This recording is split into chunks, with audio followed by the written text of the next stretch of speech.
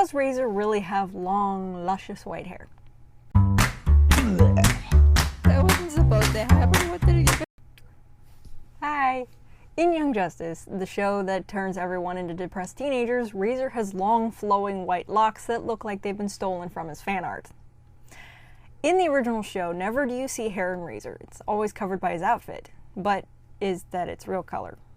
Well, his hair is white because he has whitish skin. Everybody knows that's how our hair works, obviously. So to answer the question of what is Razer's real hair color, we have to know his biology and planet conditions, then compare it to real-world examples. We start with his biology. Since the only people of his kind we see are him and his fiancée, we're assuming that they're more or less the norm.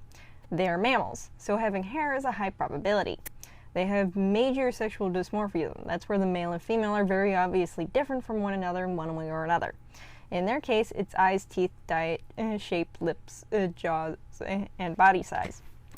The males have cat-like teeth with long masseter muscles, wide lips that curve downward, silver pupils, black markings around the eyes, no eyebrows, and a larger lung space. The females have flat teeth, black pupils, no markings around the eyes, flat eyebrows, and a small frame. One would easily mistake them for a human. Not so the males. Now the similarities. They both have blue irises and sclera and white to almost gray skin. This is caused by their black blood. The eyes are larger than a human of similar size. This makes sense if they're mostly night dwellers. They also have stripes running down their faces, acting like a fingerprint. They have large hands with long pointed fingers and no nails. This gives them a massive advantage in gripping. They're also a relatively short but lanky species, as Razer is considered tall, but Hal towers over him no problem. They can also survive months on no food or water. Evidently, his race has a snazzy food storage system that can go for months without refilling. The males were likely ambush hunters earlier in their history. Their legs are designed for walking upright, but their arms are much thicker for climbing, as they have to walk long distances and climb literal mountains without safety gear. This makes sense. They also have small ears. How else do they fit inside those circled domes on the side of their heads? If they were long and pointy, they wouldn't have the domes.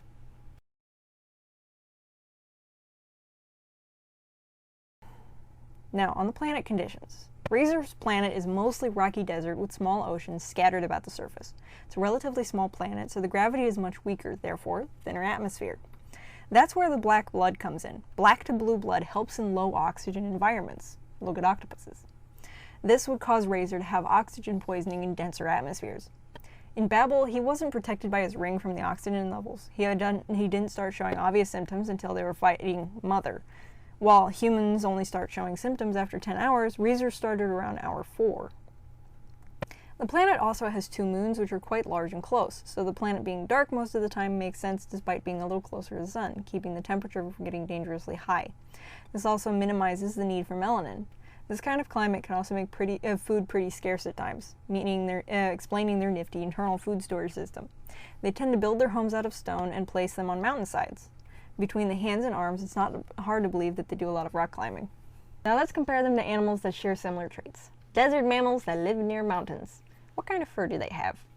Brown, gray, tan, blonde, black streaks, stripes, or spots.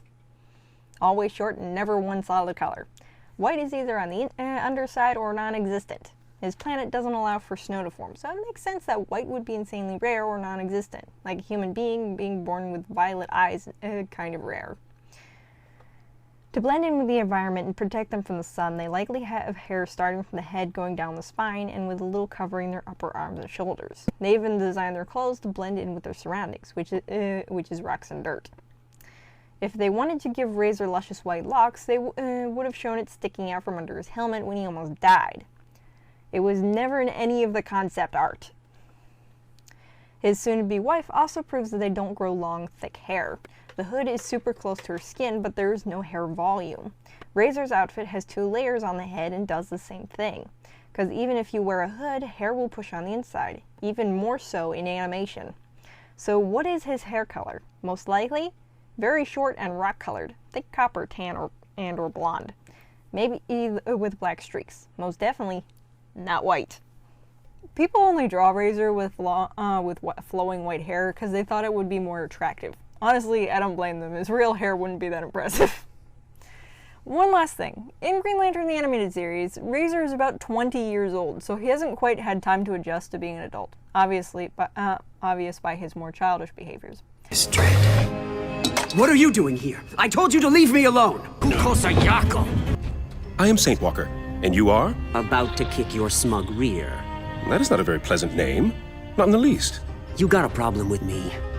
Do you have a problem with you? In Young Justice, they aged him down to 18 and turned him into a moody, buff space elf. By their logic, Razer was 12 when he got engaged to Alana. I think even his people had standards. After the show had been canceled and then brought back, every season after the cancellation feels like a fanfic of the original show. Because they bring in the original characters for the first few episodes, and then they immediately shove them aside for completely new and original characters that may or may not actually exist in the comics, and nobody cares. And then they have a crossover with Green Lantern, but they completely change up Razor's appearance and kind of backstory. And, because, change his backstory a little bit. They make him the oldest child, when in actuality he acts like the youngest. He tends to let his older siblings make more decisions. You see him doing that with Hal and Kilowatt. They try to keep him in character as best they can, but they do mess up a few times. That's what makes it feel, that's what makes it feel fanficky, just the fact that they make their own original characters and shove them in, make them important to the story, but not the characters from the previous seasons. They just shove them aside. Not that I actually care to watch Young Justice anyway. Plus, they literally took fan art of his fan art off the internet, and figured no one would notice. We did. I will admit that the writers did a good job keeping him mostly in character, though. And that's what we got. Bye! Bye!